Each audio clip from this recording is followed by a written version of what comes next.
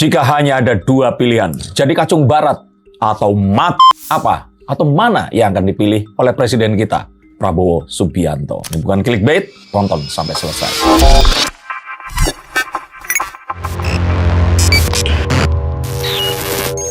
Halo, saya Denny Darko. Apa kabar Sensikers? Kembali berjumpa bersama saya. Tidak ada yang namanya misteri, yang ada adalah tanda-tanda yang kita semua coba untuk mengerti kira-kira apa yang akan dipilih. Karena akhir-akhir ini banyak sekali lontaran, ujaran bahwa Pak Prabowo ini dianggap sebagai kacung barat dengan tidak berpihak pada Iran, dengan gabung pada BOP. Apa yang akan dipilih sejatinya jika ternyata pilihannya hanya dua saja? Mas Darko, banyak isu bertebaran dan juga spekulasi sebenarnya di mana Pak Prabowo ini terlalu nurut sama Amerika, terlalu nempel sampai-sampai di mana kita dinilai untuk terlalu tunduk di depan Amerika, dan dikatakan dalam tanda kutip adalah jangan-jangan selama ini Pak Prabowo itu bisa dikatakan kacung barat.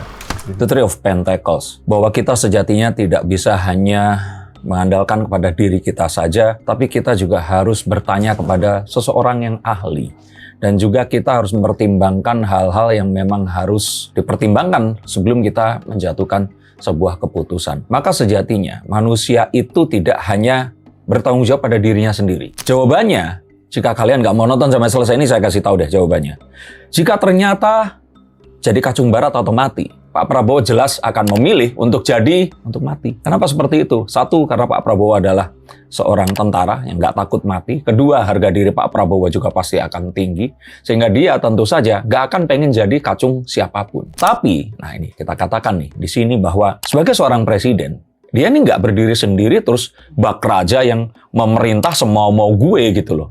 Beliau punya penasehat, beliau punya menteri, punya orang-orang dan juga teman-teman yang juga seorang negarawan dari banyak negara di seluruh dunia. Keputusan itu tidak hanya bergantung pada apa yang diinginkan, apa yang menjadi ideologinya saja, apa yang menjadi apa yang diinginkannya. Dia mewakili 200, mungkin sekarang baru 280 juta masyarakat Indonesia yang diwakilkan nasibnya dengan beliau. Maka jika ternyata pilihannya seperti itu, maka beliau akan mengedepankan kemaslahatan orang Indonesia dulu. Dan saat beliau harus membandingkan dirinya dengan orang-orang Indonesia, maka jangankan mati atau jadi kacung siapapun, saya pikir sebagai seorang Pak Prabowo, dia akan melakukan apapun untuk bangsa ini. Dasar penjilat, dasar ini, kita nggak lagi kampanye loh, karena Pak Prabowo ini jadi presiden kita. Jadi sudah sepantasnya dan seharusnya kita ini mendukung beliau. Jadi mohonlah untuk difikirkan apa yang diputuskan oleh beliau. Ini tidak hanya keinginannya dia, tidak hanya berdasarkan ideologinya, tidak hanya berdasarkan beliau sebagai seorang serdadu, seorang yang pernah turun di medan pertempuran. Bukan. Ini adalah benar-benar keputusan yang menyangkut harkat hidup masyarakat banyak. Kalau seandainya Indonesia tidak join BOP, terus kemudian Indonesia ini dikucilkan oleh Barat, Pak Prabowo mengatakan kemarin, kalau kita nggak join kepada orang-orang yang makan di meja makan itu, maka kita akan menjadi menu yang dimakan. Dan saat ini terjadi, kita harus lebih pragmatis.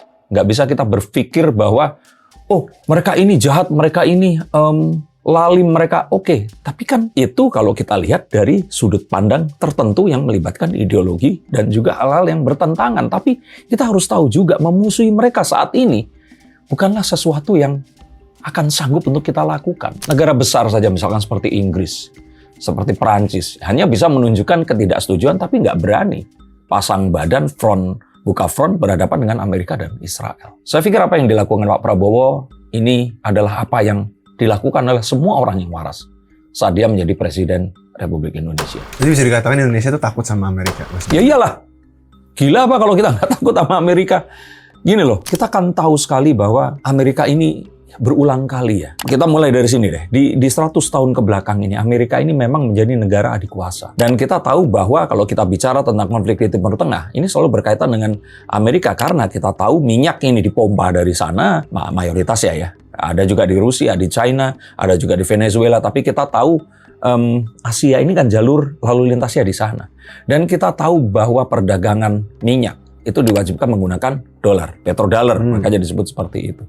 Maka kita akan tahu bahwa Amerika ini sangat powerful untuk sekarang ini. Maka jika ditanya, apakah kita takut pada Amerika? Kita hanya menjadi waras dan tahu siapa yang memegang peluru dan meriam yang lebih besar daripada apa yang sekarang kita miliki. Kita nggak mau negara kita mati konyol, kita mau pertempurannya pun ini seimbang, mau menyamakan dengan pertempuran Rasulullah di perang-perang yang dulu pun, kalau kalian cukup islami untuk mau menyamakan pun, Rasulullah pun tidak hanya berdoa pada Allah, tapi dia pun juga memiliki strategi. Dan saya pikir banyak hal yang ya kita harus pertimbangkan bagaimana melakukan ini. Tapi kembali, ini bukan 1300 tahun yang lalu, yang mana kondisinya juga tentu saja berbeda, dan taktiknya pun saya pikir juga pasti akan berbeda. Tapi kita tahu kita harus belajar dari hal-hal yang terjadi di masa lalu, bagaimana Amerika ini menyikapi, dan bagaimana orang seperti Donald Trump yang juga memang megalomania ini, itu bersikap. Kalau kita nggak join, kalau kita nggak ikut di sana, sudah jelas kita akan dimusuhi. Dan itu sesuatu yang Pak Prabowo nggak mau ambil resikonya. Tapi ada juga yang bertanya, sesederhana adalah, Indonesia kan ini bukan negara yang sebenarnya punya, maksudnya ngambil posisi berpihak kemana. Nah, bisa aja maksudnya kita berpihak untuk, bukan berpihak, mengambil posisi untuk netral. Ya udah, kita nggak memusuhi Amerika dan juga nggak mendukung Amerika. Terus kita fokus untuk berdagang atau mungkin membangun hubungan dengan China gitu, Rusia dan teman-teman. Itu betul. Makanya untuk orang-orang yang selama ini marah dan meminta kami ultimatum Pak Prabowo harus keluar dari BOP, mereka itu mungkin baru beberapa bulan ke belakang ini mengamati kondisi geopolitik. Coba dilihat juga dong, dinilai juga dong. Waktu Pak Prabowo akhirnya join dengan BRICS, yang mana itu saja udah jelas memusuhi Amerika. Nah, jadi apa yang dilakukan oleh Pak Prabowo dengan join BOP di sini? Ini adalah menjadi penyeimbang dari joinnya Pak Prabowo di BRICS kemarin itu. Sekarang coba, ada nggak ya negara yang juga member BRICS, juga member BOP, dan dua-duanya nggak masalah? China nggak kebakaran jenggot waktu kita join BOP, dan Amerika juga nggak terus ujuk-ujuk ngambek dan memberlakukan tarif nggak masuk akal pada Indonesia saat mereka tahu bahwa kita join pada BRICS. Saya pikir kalau ini bukan Pak Prabowo dan ini bukan Indonesia, mungkin mereka akan langsung ngambek, langsung akan menunjukkan embargonya atau apapun caranya untuk menunjukkan ketidaksukaan mereka saat kita bergabung dengan front yang berlawanan dengan negara mereka ini tadi. Tapi mereka tahu bahwa orang Indonesia ini dan juga apa yang diwakili oleh Pak Prabowo ini, bahwa kita memiliki politik luar negeri yang bebas aktif, menunjukkan bahwa bebas tentu saja kita akan berpihak pada kebenaran dan tidak berpihak kepada hal yang zolim dan lalim di sini. Maka dikatakan, apakah BOP ini akan membela Amerika dan Israel apapun yang terjadi? Tentu saja tidak. Tapi dengan menunjukkan bahwa kita mau ada di situ, walaupun orang mengatakan ini nggak mungkin, ini sudah menuju ke sesuatu yang disetir sama mereka, sampai ada orang yang bilang kan umat manut NU, NU manut Prabowo, Prabowo manut Donald Trump, Donald Trump manut Netanyahu, manut itu ikut. Saya pikir terlalu picik lah kita berpikir seperti itu dalam kondisi geopolitik yang mengharuskan kita berpikir lebih pragmatis. Mas Denny, juga banyak orang yang menilai Pak Prabowo ini menjadi agaknya presiden yang kurang maksudnya nggak punya pendirian gitu, karena yang udah Pak Prabowo dalam 1 tahun aja, di mana dia pas pidato mengucap kayak ini ada antek asing lah, dia sendiri sekarang malah mepet ke antek asing. Sebenarnya yang dibilang antek asing itu saya pikir adalah saat orang-orang ini memiliki sebuah kepentingan di dalam negeri yang tidak diketahui oleh pemerintah, sehingga negosiasinya ini lebih menguntungkan orang yang datang dari luar ini tadi. Tapi saat kerjasamanya ini tadi secara resmi dan diketahui, juga ditekan oleh pemerintah dengan segala resikonya diketahui, dan segala benefitnya juga akan diakuisisi, saya pikir sih itu bukan antek asing ya. Jadi kalau kita bilang antek asing itu adalah saat kerjasamanya itu dilakukan secara shady atau under shadow, nggak terbuka gitu loh. Nah, inilah yang sebenarnya disayangkan.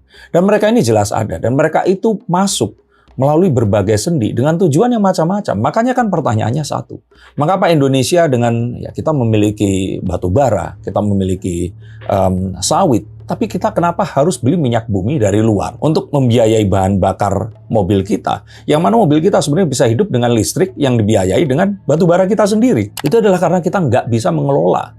Karena teknologi nggak boleh kita miliki. Kita dulu bisa membuat pesawat terbang, sampai akhirnya karena masalah monopoli, kita nggak boleh punya industri pesawat terbang, dan matilah industri itu. Punya industri mobil, di stop juga. Kita ini adalah negara yang seharusnya besar, tapi selama ini itu dianak bawangkan. Maka mungkin ini adalah satu-satunya cara kita bisa menyalip di tikungan. Mungkin saya akan membuat sebuah konten di mana perang di Timur Tengah setelah perang di Eropa, ini siapa tahu adalah sebuah waktu yang tepat, kesempatan dalam kesempitan untuk kita nyalip di tikungan.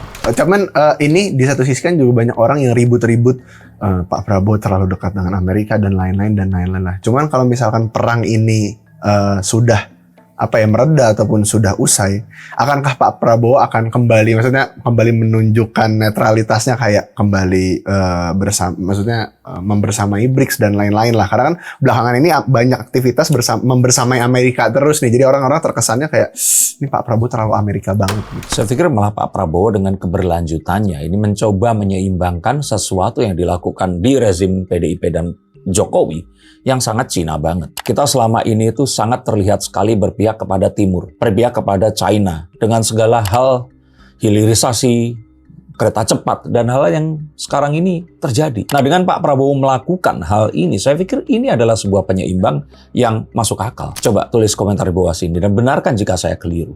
Zaman PDIP dan Jokowi ini kan kita Cina banget. Nah, sekarang jika kita sedikit saja mengarahkan arah kompasnya ini ke barat, apa salahnya? Apakah dengan seperti itu terus kemudian kita akan balik kayak Orde Baru dulu, di mana semuanya ya kita mengabdinya pada Amerika. Zaman Pak SBY Amerika banget. Nah, tapi saya pikir dengan Pak Prabowo ini kita menunjukkan bahwa Indonesia memiliki sikap. Indonesia ini adalah negara yang kemerdekaannya bukan diberikan, dan kita itu berhak untuk menentukan nasib kita, bukan diarahkan untuk membela Palestina karena kita ini hutang budi atau apapun, tapi karena kita memang memiliki keyakinan bahwa sejatinya kemerdekaan itu adalah hak segala bangsa, dan kita akan perjuangkan itu. Jadi apapun yang kita lakukan bukan karena kita membela Iran karena sesama Islam, tidak. Kemanusiaan datang pertama kali. Humanity comes first, dan itu harus kita dahulukan. Dan apapun yang akan kita lakukan ini haruslah sesuatu yang kita tahu resikonya. Kita tahu bahwa bangsa kita ini, anak-anak cucu kita akan juga berhadapan dengan resiko itu juga. Dan tidak semaunya sendiri. Demi ideologi dan kepercayaan buta. Sebuah taklid yang akan membawa kita kepada hal-hal yang akan harus dibayar oleh anak cucu kita dengan kelaparan, dengan kehancuran, dengan masa depan yang tidak jelas.